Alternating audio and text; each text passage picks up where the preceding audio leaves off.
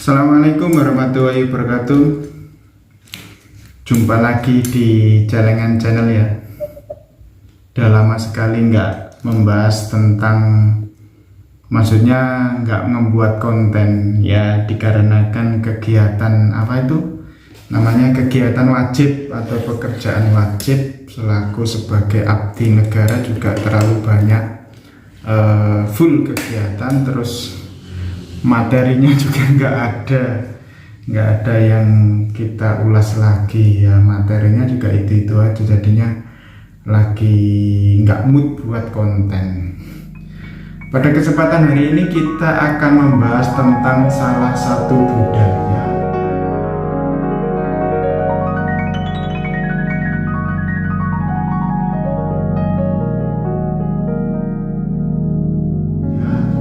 atau peninggalan budaya yang sudah diakui UNESCO tahun 2003 sebagai budaya tak benda, yakni tentang wayang.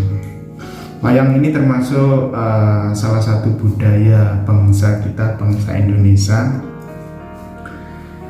Ya, ini baru-baru saja ya saya ngoleksi beberapa tokoh wayang.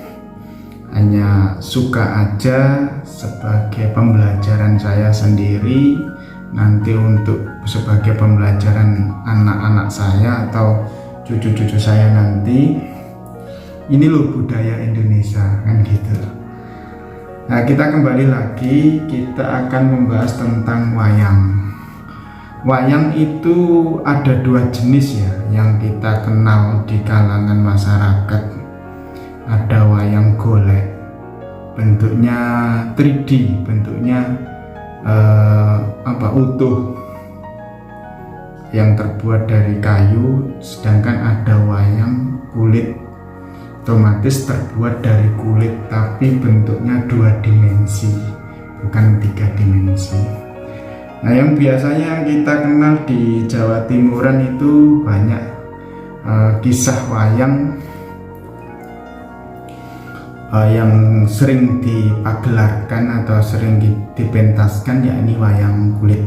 Nah, wayang kulit sendiri itu untuk sementara saya tahu itu ada versi Jawa Timuran, ada versi Yogyakarta, dan versi Surakarta atau Solo. Sama halnya pusaka, ada warangkanya pusaka, ada versi ladrang sandang walikat Jawa Timuran atau Maduranan. Terus ada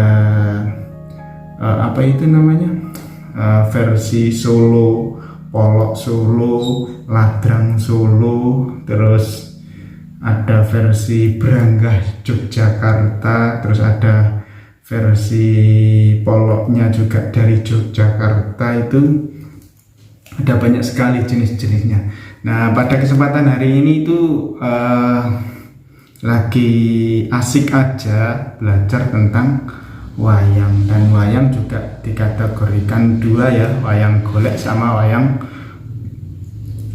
kulit. Bahkan ada beberapa versi, ada wayang jenis Melayu, terus wayang jenis Cina dari kalangan orang-orang Tiongkok. Itu juga punya segi pewayangan sendiri dan tokoh pewayangan sendiri. Nah, sedangkan wayang di versi kita, di versi Jawa itu memang diperkenalkan dahulu, memang dari dulu sebelum masa-masa 500-an tahun yang lalu, yang ditenarkan istilahnya kan, boomingnya kan dibawa oleh Sunan Kalijaga kan. Padahal sebelum itu di Pulau Jawa juga sudah ada istilahnya budaya wayang, tapi lebih kita kenal di kalangan masyarakat bahwa wayang ini baru hitnya adalah dipopulerkan oleh Sunan Kalijaga untuk penyebaran agama Islam kan gitu. Nah, wayang sendiri itu biasanya di pagelaran wayang itu ada dua jenis pagelaran atau cerita, alur cerita, yaitu cerita yang pertama cerita Ramayana dan yang kedua adalah cerita Mahabharata. Nah, cerita Ramayana sendiri dan Mahabharata sendiri itu mengadopsi dari cerita apa ya istilahnya, kalau zaman sekarang itu apa, novel bukan novel ya, apalah istilahnya ya, kalau bahasa trennya sekarang adalah novel yang dikarang di negara India dan dibawa sampai di Pulau Jawa, terkhususnya terutama di Candi Prambanan. Di reliefnya itu juga tertera apa itu cerita tentang cerita Ramayana dan Sinta. Nah, wayang-wayang ini yang saya koleksi ini ada wayang yang memang standar dalang ya, tapi ada wayang baru dan wayang yang masem. Masem itu wayang second, masih wayang lama tapi masih bisa bagus lah istilahnya juga second. Dan ada apanya itu istilahnya, kualitasnya juga beda. Yang saya pegang ini termasuk kualitas bagus. Terus dulu saya pernah membahas wayangnya Bagongnya Ki Seno Nugroho almarhum. Nah, ini Bagong Cawat Merah. Ini juga wayang kualitasnya juga kualitas di bawah standar ya.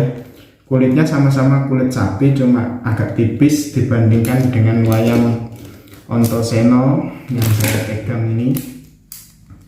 Ini kulitnya memang bagus dan kualitasnya bukan diprodo melainkan dibros pakai warna keemasan.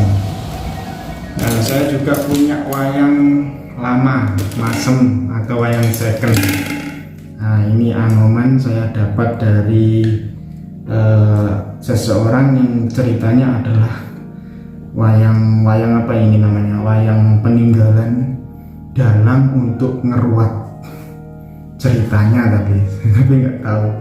Ini juga bagus, ini kulitnya kulit sapi, sama ada yang kulit kerbau, itu bagus sekali. Apa itu, enteng istilahnya, kaku, enteng, nggak berat-berat amat. Nah, susunan dari wayang itu ada istilahnya, ini saya juga baru belajar ya, namanya gelung, terus wajah karakternya, terus ada tangannya, terus di tangan ini ada pegangan, namanya ini sundrit diding, terus ada gapitannya, gapitannya ini untuk dari pegangan kita ini namanya gapitan. Nah, gapitan ini biasanya dibuat, diding atau sundrit atau gapitan ini biasanya dibuat dari lontar. Terus yang lebih mahal itu biasanya dibuat dari tanduk, nggak tahu tanduk kerbau, tanduk sapi ya, yang penting bahannya dari tanduk. Ini tujuannya untuk menancapkan di berdirinya di pohon pisang. Nah, tokoh yang saya bawa ini adalah tokoh yang bernama Raden Ontoseno. Nah, Ontoseno ini anak dari Werkudara atau bahasa Indonesianya Wayang Bima sama Dewi Urang Ayu. Nah, Dewi Urang Ayu sendiri itu anak dari Dewa Baruno, dewa penguasa laut. Ini namanya Ontoseno. Kalau panjenengan sering melihat cuplikan wayang, biasanya ini sering muncul sebagai tokoh lakon yang paling apa istilahnya, paling kasar, nggak, bicaranya kasar, ibaratnya wong Jawa ngoko, nggak kromo inggil. Biasanya ini, terus Bagong, Terus Wisanggeni itu bahasanya bahasa Ngoko, istilahnya tokoh pewayangan yang apa ya istilahnya, ya Blokosuto lah, nggak ya, orangnya jujur. Kalau Antaséna ini tokohnya jujur, kuat, tangguh, dan Blokosuto kalau dia suka ya suka, kalau enggak ya enggak kan gitu. Namanya Antaséna. Terus ada Anoman,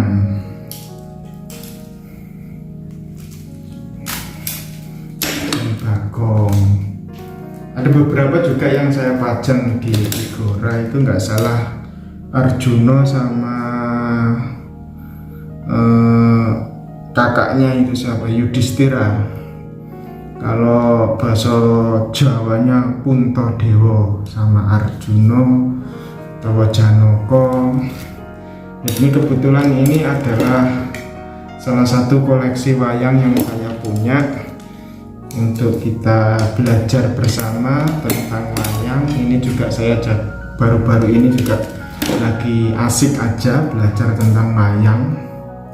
Jadi itu mohon teman-teman kalau ada kurangnya saya memberi penjelasan tentang wayang ini ya, mari kita sharing bersama di kolom komentar ya. Kita saling belajar menjaga tradisi budaya bangsa kita, jangan sampai dilupakan oleh turun-temurun kita. Kita jaga sebagai warisan budaya. Bahkan dunia juga sudah mengakui bahwa wayang ini termasuk budaya tak benda sah milik bangsa Indonesia di tahun 2003. Kalau keris itu nggak salah tahun 2005 ya. Sama halnya sebagai budaya tak benda. Sampai di sini dulu teman-teman. Mungkin suatu saat nanti kita akan membahas lebih lengkap tentang karakter salah satu tokoh-tokoh yang ada di pewayangan seperti Pandawa, Kurawa, terus golongan Punokawan dan lain sebagainya. Sampai jumpa di video selanjutnya. Assalamualaikum warahmatullahi wabarakatuh.